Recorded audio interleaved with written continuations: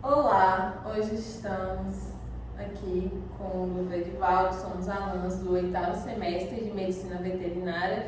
Eu me chamo Andressa Andrade e essa é a Keilane Pires. Dr. Edivaldo, se apresenta, por favor. Meu nome é Edivaldo, eu sou médico veterinário há quase 5 anos, tenho pós-graduação em farmacologia terapêutica, especialização em anestésio pela UFP e estou em processo agora da conclusão da pós-graduação em cardiologia. Trabalho atualmente na área de anestésio, cardiologia e em clínica de emergências aqui pela Clínica. Certo. Dr. Edivaldo, o que trouxe você para a cardiologia? Após a conclusão da anestésio, eu voltei para Barreiras e é uma área que está muito relacionada à anestesia. Infelizmente, a gente não tinha uma cardiologia presente aqui em Barreiras, o que me deixava muito perdido nos pacientes idosos, que são, a gente sempre precisa de avaliação cardiológica, principalmente no momento de anestesia. Vendo essa necessidade, toda vez a gente teria que anestesiar, meio que fazendo um protocolo imaginatório sem saber exatamente o que o paciente tinha, sem saber se ele tinha alguma alteração de válvula ou algo cardíaco que pudesse prejudicar durante a anestesia. Vendo essa deficiência que a gente tinha aqui na nossa região, eu vi uma oportunidade de concluir e somar a minha área. Então, acabei indo para a pós-graduação de cardiologia para tentar trazer ainda mais um protocolo mais seguro para os pacientes na parte de anestésia também. E o que exatamente faz um veterinário especializado em cardiologia?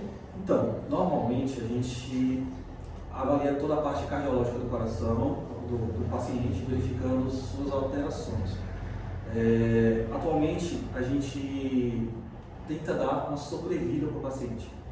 Infelizmente, as cirurgias de válvulas, que são as coisas que têm uma correção mais específicas, ainda não é uma realidade no Brasil. Apesar de existir, não é uma realidade. Então, o órgão no coração, a gente sempre fala que ele não regenera, ele sempre se degenera. Então, quando o paciente tem uma alteração cardiológica, a ideia é que ele vá morrer dessa alteração. Então, a nossa ideia do cardiologista é dar uma sobrevida maior. Então, sabendo dessas alterações, a gente tenta tratar e dar uma qualidade de vida sem que o paciente acabe tendo alterações clínicas, literalmente ficando refém dessa doença. Certo. E em que momento eu, como tutora, devo procurar um cardiologista? Então, depende muito de cada situação. O cardiologista, ele é sempre indicado em pré-cirurgias, por exemplo, pré-cirúrgicos. O pessoal tem muito relacionado à idade, mas a gente já consegue ver na realidade, em estudos atuais, que a idade não tanto interfere. Então, assim, toda pré-cirurgia deveria, em teoria, ter uma avaliação cardiológica. Isso acontece muito em humanos. É o que a gente fala de avaliação de risco cirúrgico. Por padrão, se não for cirurgia, o que é que a gente recomenda? Pacientes que estão idosos, que já começam a ter uma alteração de idade, normalmente pacientes acima de 6 anos, quando a gente considera cães. Os gatos, eles têm uma variação um pouco menor, então assim, a partir de 4, 5 anos já tem uma predisposição. Isso a gente está falando de avaliação de protocolos congênitos, né? Ou adquiridos, são doenças que eles adquirem durante a vida. Os congênitos já vêm antes, então são pacientes que nascem com alterações cardíacas. Então, não há um momento específico, na verdade, assim, tudo vai depender realmente da necessidade de cada paciente, clínica, verificar o que o paciente está precisando naquele momento. E quais são as raças de cães e gatos mais propensas a desenvolver doenças cardíacas? Tá, quando a gente fala em cães, a gente abre um leque muito grande. Comumente, os Cavalier, eles são os cães que têm mais estudos atualmente, então assim, foi mostrado, por exemplo, que eles têm alterações genéticas entre eles, inclusive eles fazem testes aleatórios cardiológicos para que eles que eles possam cruzar e fazer as revedas, no caso de canis. Então, atualmente, o que a gente tem de estudos? Boxers é muito propensos, é uma alteração chamada cardiomiopatia dilatada, onde o coração fica bem grande. Então a gente tem shih tzus, hoje são os mais atuais, que a gente tem bastante. Os poodles são o carro-chefe de toda a alteração cardíaca. Os pinches, muito. Quando a gente fala de spitz alemãos, que são os lulus, a pomerânias, a gente já fala também de grandes alterações já que esperam. Em gatos, os manicuns estão totalmente na frente. Então, assim, os persas também são bem documentados, a gente fala. Cada alteração dessas cada um tem sua predisposição. Então, por exemplo, os boxes são dilatadas, os poodles a gente já fala da doença mixomatosa da válvula mitral, que é uma degeneração da válvula. Os spitz, eles têm muitas alterações congênitas, então eles nascem com uma pequena alteração, normalmente com os vasos que a gente chama de persistência de ducto arterioso para PDA. Então, assim, as raças mais atuais que a gente atende hoje são essas: os spitz, shih tzus, poodles, os Dachshund também são bem comuns. Então, elas são, de longe, as que mais a gente atende aqui hoje em dia. Você citou que os animais idosos têm que fazer, né, exames, e os jovens? Você acha que não precisa, ou só quando há um sintoma? Então, não é que não precisa. Os jovens, eles são menos propensos a alterações cardíacas quando a gente pensa em doenças adquiridas. O que é adquiridas? São doenças que levam tempo para a apresentação. Os jovens, eles têm tendências a aparecer congênitas. Então, a gente tem várias alterações, por exemplo, tetralogia de falo, temos PDA, que é a persistência do ducto. Essas persistências, elas podem aparecer de forma agressiva e podem aparecer de forma mais leve, levando o paciente a ser subdiagnosticado. Então, quando a gente fala, por exemplo, de alterações de persistência de ducto, as persistências de ducto, eles acabam comprimindo o vaso. Essa compressão de vaso demora às vezes um pouco para mostrar sinais. Em teoria, não é uma coisa comum a gente atender. Só vem aqui quando a gente realmente tem sinais clínicos bem comuns. Então, os sinais de um paciente que começou a ter uma anorexia, um paciente que começou a ter refluxo gástrico, que a gente encontrou. Então, assim, toda avaliação cardiológica nunca vai ser uma perda. Nunca. A gente, tendo um parecer, principalmente em raças predispostas, a gente sabe o que esperar.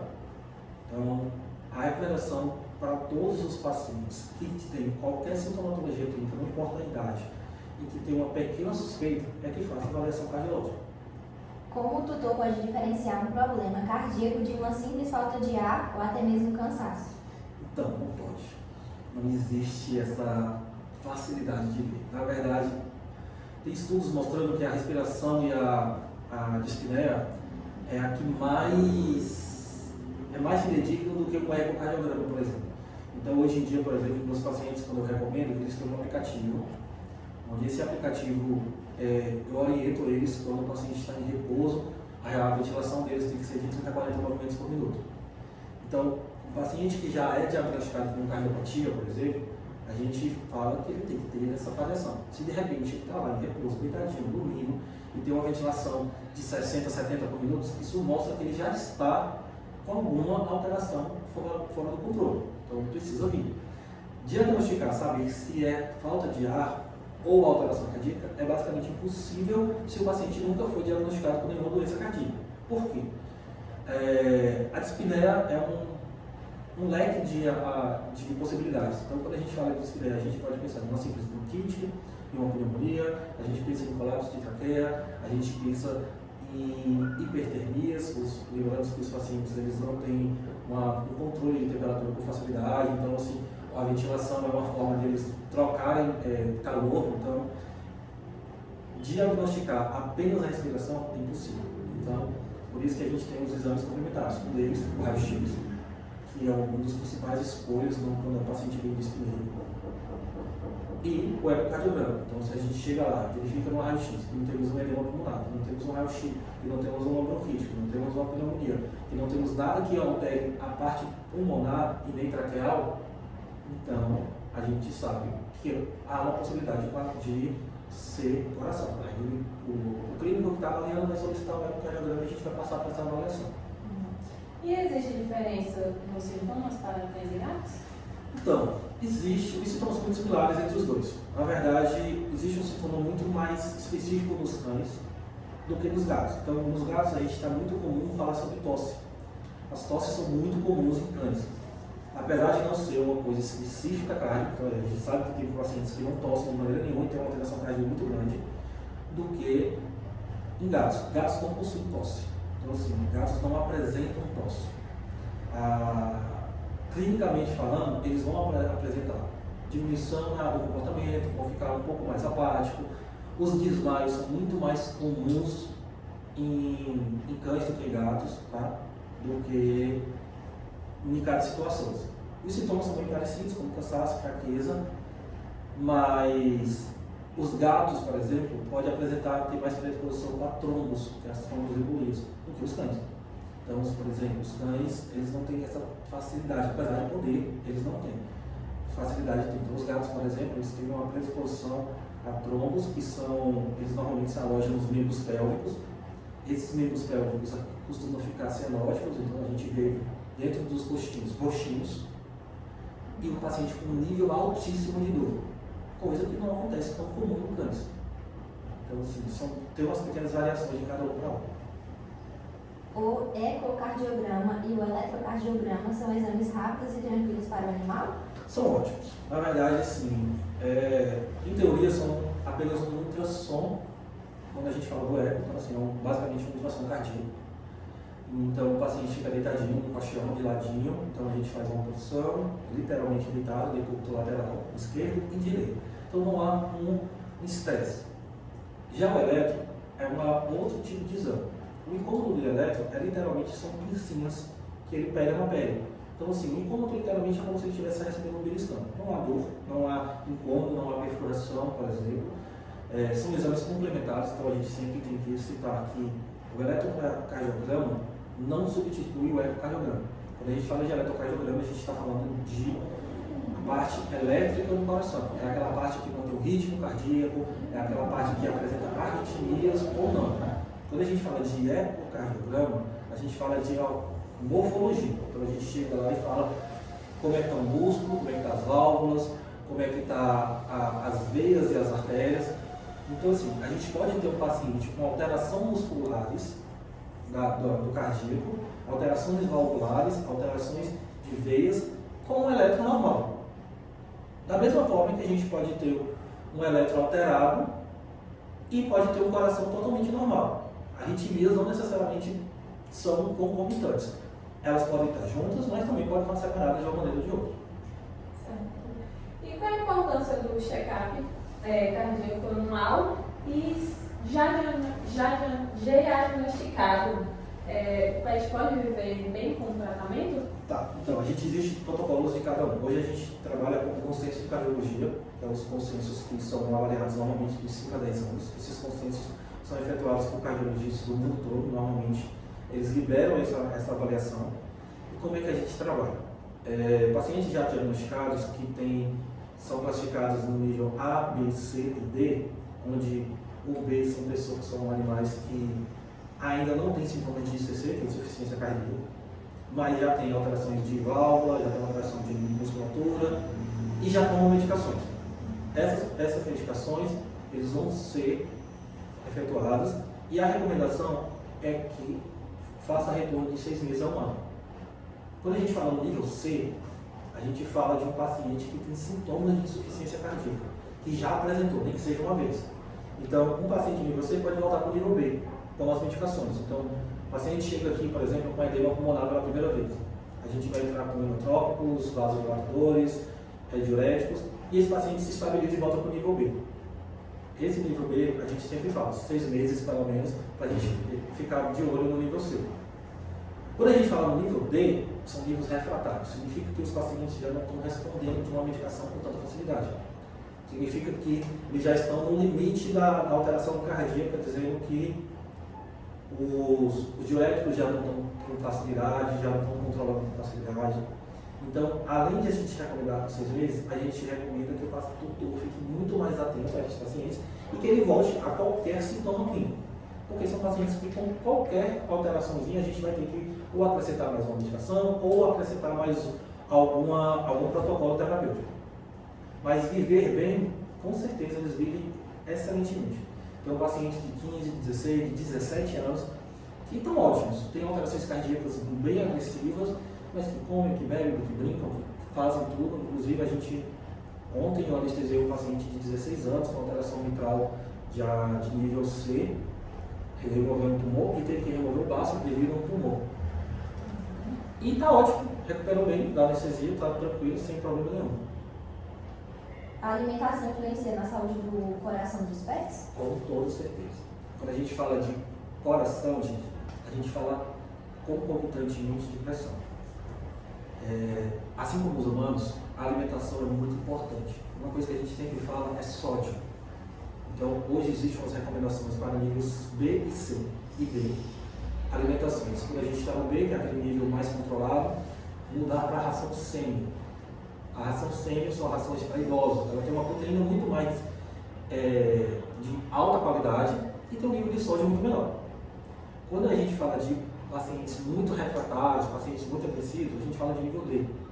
O nível D, a gente fala de pacientes que necessitam de rações cardíacas específicas. Essas rações cardíacas têm muito menos sódios, apesar de ter necessidade de ter sódio. A gente tem que lembrar que assim, não vou tirar todo o sal do paciente. Tem que ter sódio, mas uma qualidade menor, as proteínas são melhores. Então assim, a gente precisa de uma qualidade alimentar muito melhor. Tanto que quando o pessoal hoje em dia fala sobre alimentação natural, que está muito na moda, está muito comum, eu sempre recomendo. Pode fazer? Pode, não tem problema nenhum. Desde que seja com a nutricionista. Porque se a gente tira, por exemplo, alguma proteína necessária, a gente tem alterações cardíacas muito graves. Então, uma coisa dessa, a gente vê uma disfunção sistólica em gatos, normalmente por taurina. Existem estudos mostrando literalmente imagens, vídeos, que é muito comum você ver uma dilatação imensa no coração do gato, simplesmente porque o gato não está se alimentando direito. Porque alguém trocou a ração, ou está dando arroz, feijão, tem uma deficiência, e aí a gente entra com a reposição de proteínas, normalmente a taurina, e o animal volta ao normal. Ou seja, ele não tinha uma alteração cardíaca, ele só tinha uma alteração alimentar. Com 2, 3 meses o coração do animal volta totalmente perfeito.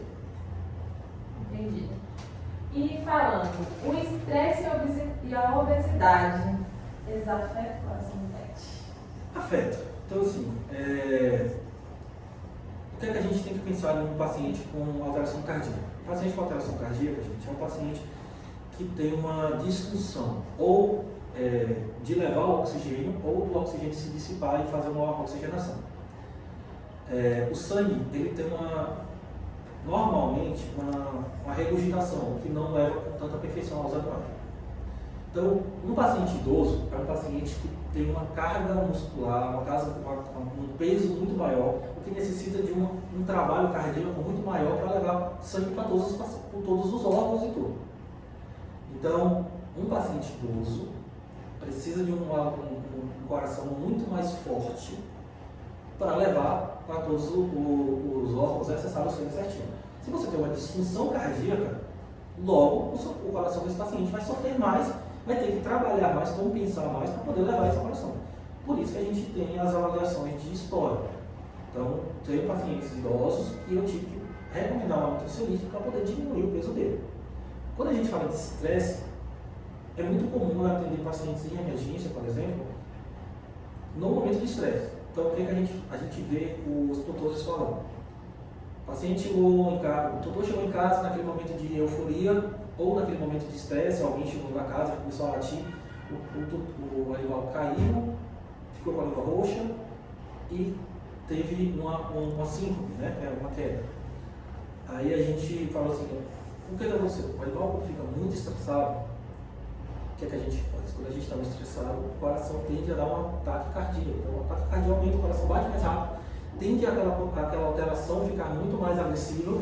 Se o paciente não consegue fazer uma levada ao oxigênio o suficiente, ele vai ter uma disfunção. Então, assim, manter a calma e manter o peso nos pacientes é muito importante. E o que o tutor pode fazer em casa para ajudar no controle da doença? Medicações, quando forem necessárias, lembrar que são alterações cardíacas para sempre. Não existe, como eu falo, entrar com medicação agora e parar daqui a um mês. Ele voltou, os sintomas ficou normal. Não tem mais sintomas. São medicações pro resto da vida. Assim que diagnosticado, seja qual for, se não for cirúrgica, por exemplo, PDA, que você literalmente fecha a válvula, fecha a persistência e o paciente volta ao normal, quando é adquirido, ele vai viver sempre dessa forma. Então ele precisa das medicações. Lembrar das medicações, lembrar da alimentação, manter o paciente sempre em observação. Existe hoje as suplementações também, que são bem específicas, que ajudam bastante. O ômega 3 são o que mais tem estudos hoje, né? A gente fala da EPA, né? Que é o que tem mais estudos, que é cardioprotetor, cardioproteção mesmo. Então, assim, ele tem uma parte de revitalização cardíaca muito interessante, os estudos mostrando.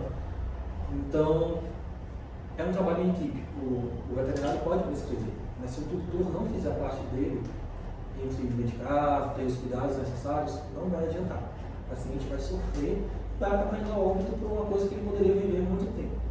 Existe algum mito ou erro comum que você gostaria de esclarecer sobre as doenças cardíacas? Tá. Quando a gente fala de mito, a gente fala de... É muito comum tosse. O pessoal fala que toda tosse é cardíaca. Então, assim, já recebi vários pacientes que me dizem: doutor, me encaminharam para o senhor porque estava tossindo.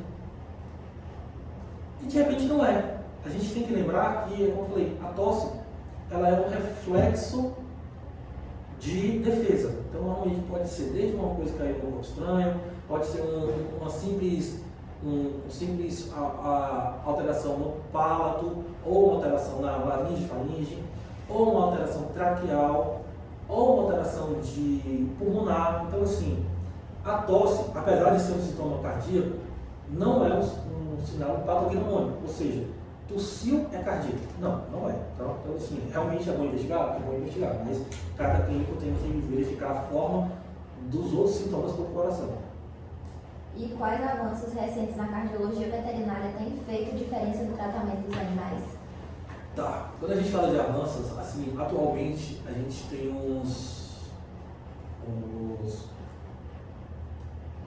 as pessoas que são referências no Brasil, né? A gente fala do Guido Ferrer, que é o cardiologista mais apresentável de presente, né? Então, assim, hoje a gente vê as válvulopatia corrigidas pela cateterização, coisas que não existiam assim com facilidade. Então, ele é uma das pessoas que mais faz aqui no Brasil.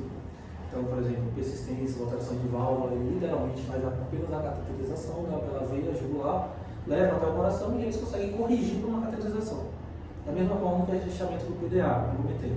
Ele é uma veia que não deveria estar ali, ele causa refluxo. Então, essa veia deveria ser fechada. As cirurgias antigamente eram feita aberta, então deveria abrir o coração e fechar essa veia. Hoje ele faz com a cateterização. Em termos medicamentosos, então a gente fala o atual mesmo, o nosso querido, é o pimobenano. Antigamente a gente usava uma fármaco chamado digoxina, que é um fármaco bem atual que funcionava de maneira que até hoje pode ser utilizado, só que ele tinha um nível de intoxicação muito grande. Então ele funcionava na parte cardíaca, mas podia dar uma pequena alteração, às vezes o tutor dá uma comprimida mais, uma comprimida menos, se alterar e dar alterações cardíacas por intoxicação. Então, o picobidon vem como uma chave mestra mesmo para a gente. Então, depois dele, os nossos controles cardíacos veio como uma coisa mais maravilhosa do mundo. As cirurgias ainda tem vai demorar um pouco para se tornar uma coisa normal para a gente, né? Tanto as trocas de válvulas como os fechamentos de ductos, mas já é uma realidade. Então, a gente consegue saber que existe essa possibilidade. Então, quando a gente tem aqui, a gente pode indicar, mas é uma situação ainda que veio para mudar. Então, a gente espera que nos próximos 5 a 10 anos a gente tenha uma persistência dessas facilidades para todo mundo. E para encerrar a nossa entrevista, pode deixar uma mensagem para os tutores sobre a importância de cuidar do coração. Tá, gente, então, os corações ele é um órgão depois do cérebro, o mais importante que a gente consegue falar. Então a gente fala de fígado, rim, fígado, coração. O coração do pet ele é um carro-chefe de todo o paciente. O controle, principalmente anterior a qualquer alteração clínica, é o ideal. Então, não esperar o paciente apresentar um sintoma clínico para vir buscar o paciente, ou vir buscar o veterinário. Por quê? Existem pacientes que demoram muito para chegar para mostrar sinal, e quando chegam para mostrar o sinal já não dá mais tempo de fazer nada. Então, o diagnóstico precoce sempre vai ser a escolha para a qualidade de vida real. Então, procure um veterinário, procure um cardiologista, não deixe de fazer a avaliação periódica.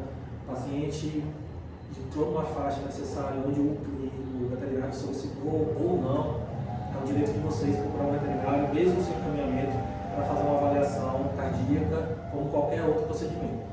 Então, cuidar dos pacientes é de vital importância nesse momento. É isso, obrigada, Dr. Divaldo, e até a próxima.